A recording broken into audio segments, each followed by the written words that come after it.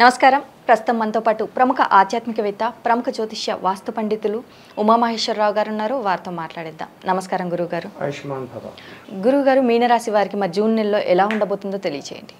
మీనరాశి వారికి ఏలినాటి శని ప్రభావం, అందులోని జన్మమందు రాహువు, అంటే మీనరాశి యందు రాహువు, చంద్రుడు, కుజుడు. రాహువు కుజుడు శత్రువులు, రాహువు చంద్రుడు శత్రువులు. ఇటువంటి ఫలితములు ఉన్నాయి. శుభాతి శుభములు చెలగాలి అనుకున్న వారు అయితే కూడా ఈ యొక్క ఏలినాటి శని ప్రభావం వల్ల ఉపయోగకరమైన పరిస్థితులు పొందలేకుండా ఉంటారన్నది తథ్యం. ఇబ్బందికరమైన పరిస్థితులు పొందుతున్నారు. పైకి నవ్వుతూ కనబడుతున్నారు, ఆనందకరంగా కనబడుతున్నారు, ఎంతో ఆరోగ్యకరంగా కనబడుతున్నారు, లేనిపోయిన అనారోగ్యాలు కొని తెచ్చుకుంటున్నారు, ఇబ్బందికరమైన స్థితిలో పొందుతున్నారు. చాలామంది జ్యోతిష్యులు ఈ మీనరాశి వారి 100 కోట్లు సంపాదించేస్తారు, వీళ్ళ మాటకు తిరుగులేదు, అది లేదు ఇది లేదని చెప్తున్నారు. ఆ 100 కోట్లు ఎవరికి వస్తున్నాయో ఎవరికి తెలియటం లేదు. ఒక స్త్రీ వస్తుంది, ఆ స్త్రీతోటి శుభాతిమైన పలుకులు వింటారు అంటారు. ఏ స్త్రీ వల్ల శుభ పలుకులు పలికింది లేదు ఎవరు కూడా. మానవ జన్మ చరిత్రలో స్త్రీని తల్లిగా చెల్లిగా చూసినంతసేపే శుభ ఫలితములు పొందగలుగుతాడు. అటు కాకుండా కాముక దృష్టితో చూసినవాడు ఎవడైనా నాశనం అయిపోతాడు. ఇది శ్రీకృష్ణుని శాపం. శ్రీకృష్ణ పరమాత్ముడికి 60,000 మంది గోపికా స్త్రీలు, అష్ట భార్యలు కలిగి ఉన్నారు అని ఒక రొమాంటిక్గా చెప్తారు. తప్పది. అస్ఖలిత బ్రహ్మచారి అయిన అటువంటి విధానాలలో కలిగి ఉన్న ఈ యొక్క మీనరాశికి తెలిసి తెలియని మినిమిడి జ్ఞానంతో చెబుతున్న వారు ఎక్కువైపోయారు. ఎందుకంటే మీనరాశిలో 3 గ్రహాలు ఉన్నాయా? ఆ మీనరాశి సప్తమ స్థానమైన కన్యరాశిలో కేతు ఉన్నాడా? కేతు దృష్టి ఆయన మీద పడుతుందా? దాని తోడు ఏలినాటి శని నడుస్తుందా? మీనరాశికి సంబంధించిన ముఖ్యమైన గ్రహము శని విధానం వ్యయ స్థానంలో ఉండబట్టి వీళ్ళు ఇంకా నవ్వుతూ బతుకుతున్నారు. ఇటువంటి ఫలితాలు మీనరాశి వారు. అంటే వ్యాపార రంగంలో ఉన్న మీనరాశి వారు ఏం చేస్తున్నారు? వ్యాపారాలు చేసేస్తున్నారు, లాభాలు వచ్చేస్తున్నాయి. ఎంతవరకు లాభం వచ్చింది? 100 అనుకున్నది 50 వచ్చింది. ఈ నష్టపోయాడా, సుఖపడ్డా, కష్టపడ్డా? ఆలోచన లేదు. ఉద్యోగ రంగంలో ఉన్న వాళ్ళు ఉన్న పరిస్థితులు ఏ రకంగా ఉన్నారు?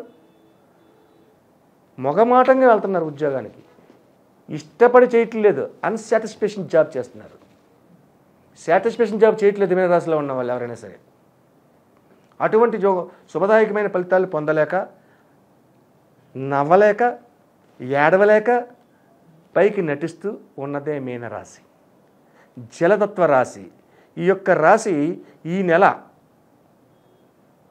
దాటిన తరువాత ఉపయోగకరమైన ఫలితాలు పొందుతారు అనడానికి సంతోషిస్తున్నాం.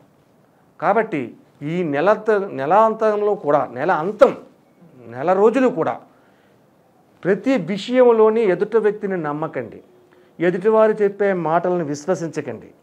నాకు ఏదో జరిగిపోతుంది, ఏదో వచ్చేస్తుంది అన్నది నిజం కాదు, ఏదీ రాదు. మనకి ఎంత ప్రాప్తం ఉందో అంతే వస్తుంది. లేనిది ఎంత ప్రయత్నం చేసినా రాదు. ఈ యొక్క ఏలినాటి శని ప్రభావం శుభకరమైన యోగము ఈ నెలలో ఇవ్వదు. ఏ రంగం వారైనా సరే నష్టాన్ని కష్టాన్ని చవి చూడవలసిందే. కానీ అలాగని చెప్పి అబ్బా నేను చాలా బాధపడిపోతున్నాను, నాకు ఎంత కష్టపడిపోతున్నాను అని చేపరేళ్ళు. ఎంత కష్టమైనా నష్టమైన నవ్వుతా చిరునవ్వుతోటి ఎదిరికిస్తారు. చక్కని వస్త్రధారణ చేస్తారు. అలాగని కష్టాలు అనిపించేస్తున్నారంటే ఫుడ్కి లేకుండా ఉన్నారన్నా కాదు. చేసే పనికి సంపూర్ణమైన ఫలదాయకమైన ఫలితాన్ని పొందలేకపోతున్నారు. అటువంటి విధంగా ఉంది. అలాగే ఈ రాశిలో రాహు కుజులు మీనరాశిలో ఉన్నారు కాబట్టి యువతీ యువకులకే కాదు పెద్దలకు కూడా వాహన ప్రమాదాలు జరగడానికి అవకాశాలు ఎక్కువగా ఉన్నాయి. ఈ వాహన ప్రమాదాలు జరగకుండా ఉండాలి అంటే చేయవలసిన ఫలితాలు నేను విశదీకరిస్తాను. సరే, బ్యాంక్ అధికారులు ఉన్నారు ఇందులో. బ్యాంకులో పనిచేసేవారు, ప్యూను కానించి క్యాషియర్ దాకా లేకపోతే ఎండి దాకా కూడా కలిగే ఫలితములు ఏంటంటే, నష్టదాయకమైన ఫలితములు ఈ నెల 20వ తారీఖు లోపున పొందడానికి అవకాశం ఉంది. ఇది మాత్రం గుర్తుపెట్టుకోండి. ఈ నెల 20వ తారీఖు బ్యాంక్ అధికారులు ఎవరైనా సరే నష్టదాయకమైన ఫలితాలు పొందుతారు. పై అధికారుల వలన నిందలు అపనిందలు మోయడానికి అవకాశం ఉంది. అంటే అన్ని రంగాల వారికి చెప్పలేదు. బ్యాంక్ అంటే ధనానికి సంబంధించిన విధానం. మోసకారితనంగా చేసిన ఎవరైనా జరిగిన నష్టానికి చవి చూడవలసిన పరిస్థితి 20వ తారీఖు లోపు. కాబట్టి బ్యాంక్ అధికారులు జాగ్రత్త పడాలి. సరే, మీనరాశి వారికి ఏలినాటి శని ప్రభావం తోటి కష్టాలు నష్టాలు సంప్రాప్తమవుతున్నాయి. అనుకున్న దాన్ని అనుకున్న విధంగా చేయలేకపోతున్నారు.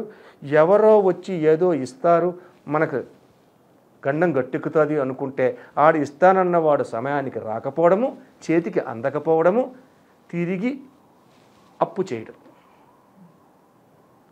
అప్పు చేసిన వరకు జరిగే పరిణామాలు ఏంటి? అప్పు చేసిన తర్వాత తీర్చకపోతే ఎంత ఇబ్బంది. తీర్చగలిగితే అప్పు చేయాలి.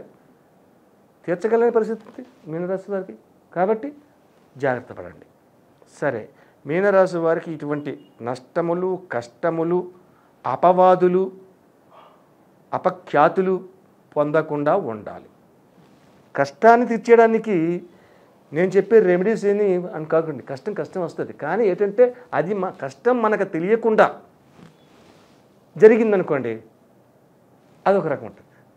కష్టపడిపోతున్నాను అని తెలిసిపోయింది అనుకోండి, ఇదో రకంగా ఉంటుంది. ఈ యొక్క విధానాన్ని మనం తెలియకుండా ఉండాలంటే ఈ యొక్క మీనరాశి వారు శ్రీ గురుదత్త దర్శనం చేసుకోవడం, పాలాభిషేకాలు గురువారం నాడు చేయడము, అలాగే పంచముఖ ఆంజనేయ స్వామి దర్శనం చేసుకోండి. పంచముఖ ఆంజనేయ స్వామి గుడిలు కొద్దిగా అరుదుగా ఉంటాయి. అది దర్శనం చేసుకోండి. దర్శనం చేసుకుని జామ పళ్ళుని నివేదనగా చేయండి. ఆ జామ పండుని నివేదన చేసిన జామ పళ్ళని ప్రజలకు పెట్టండి, భక్తులకి. అటువంటి విధానంగా చేయండి.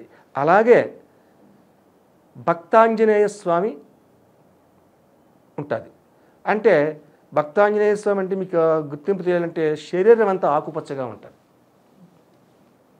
శరీరం అంతా ఆకుపచ్చగా ఉన్న భక్తాంజనేయ స్వామి టెంపుల్కి ఉంటే టెంపులు, లేకపోతే పటం ఉంటే పటము పెట్టి ఆ యొక్క స్వామివారికి నిత్యము కాకపోయినా మంగళవారం నాడు ఆంజనేయ దండకాన్ని చదవండి. శ్రీ ఆంజనేయం ప్రసన్నాంజనేయం ప్రభాదివ్యకాయం ప్రకీర్తి ప్రదాయం భజే వాయుపుత్రం భజే వాలగాత్రం భజేహుం భజేహుం భజేహుం.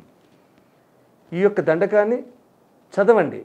ఎందువల్ల అంటే ఆంజనేయ స్వామి దగ్గరికి శని భగవానుడు రాడు. ఏలినాటి శని ప్రభావం నడుస్తుంది కాబట్టి ఆంజనేయునికి ఈ విధమైనటువంటి చేస్తామో అది రాదు. అలాగే దత్తాత్రేయుడు 4 వేదములను దగ్గర పెట్టుకుని, అంటే సునక రూపంలో ఉంటాయి. దత్తాత్రేయుడు దగ్గరికి వెళితే 3 తలలు ఉంటాయి స్వామివారికి, 4 వేదములని కుక్కలాగా ఉన్నట్టుగా ఉంటాయి. ఆయన ఒక వ్యసనపరుడుగా, ఒక త్రాగుబోతుగా కనిపిస్తాడు. కానీ కాదు. తదుపరి దత్తాత్రేయ విజయం అంటే శని భగవానుడు కూడా దత్తాత్రేయుడి దగ్గరికి వెళ్ళడానికి అర్హత లేదు. అందుకని చెప్పేసి ఈ పరిహారాన్ని చేసుకోవాలి. ఈ దత్తాత్రేయుడిని పాలాభిషేకంతో ప్రసన్నతత్వం పొందాలి. ఆ తదుపరి వ్యవహారాన్ని ఈ రకంగా నడుపుకుంటూ రావాలి. ఇలాగ ఎప్పుడైతే చేస్తారో ఈ యొక్క మీనరాశి వారికి కలుగుతున్న అపజయములు అపవాదములు అపఖ్యాతులు ఇటువంటివన్నీ తొలగి తెలియకుండా జరిగి ఈ నెలాంతం వరకు కూడా కొన్ని కష్టములు అనుభవించవలసి ఉన్నా ఇవన్నీ తెలియకుండా జరుగుతాయి. శుభయోగమైన ఫలితాలు మరుసటి నెల నుంచి మీనరాశి వారు ఒక చక్రం తిప్పుతున్నారు. అప్పుడు చెప్పుకోవచ్చు మీనరాశి వారికి 100 కోట్లు వస్తాయి 1000 కోట్లు వస్తాయంటే పోనీ రావడానికి అవకాశం ఉందలే అని చెప్పేసి అప్పుడు అనుకోవచ్చు. కానీ ఇప్పుడు కాదు. ఈ నెలాంతరంలో ఏమీ లేదు. ఇప్పుడే కాదు, ఈ ఏలినాటి శని ప్రభావం మొదలెట్టి 5 నెలలు 6 నెలలు అయింది. అప్పటి నుంచి ఇలాగే ఉంది. కాబట్టి ఏలినాటి శని ప్రభావంలో సకభాగతత్వం తగ్గాలి అంటే ఈ జూన్ నెల వెళ్ళి మే నెల ఏప్రిల్ నెలలో పడ్డ కష్టాలు జూలై నెలలోకి వచ్చేసరికి అంటే ఆషాఢ మాసం ఎప్పుడైతే ఎంటర్ అవుతుందో ఆషాఢ మాసం వచ్చిన తర్వాత నుంచి కూడా ఈ విధానాన్ని తొలగి శుభదాయకమైన ఫలితములు అప్పుడు మీనరాశి వారి ఉంటాయి. అలాగే గురుగారు, మీనరాశి వారికి జూన్ నెలలో ఎలా ఉండబోతుంది, అలాగే వీరు పాటించాల్సిన పరిహారాలు ఏంటనేసి చాలా చక్కగా వివరించారు. ధన్యవాదములు. ఆయుష్మాన్ భవ.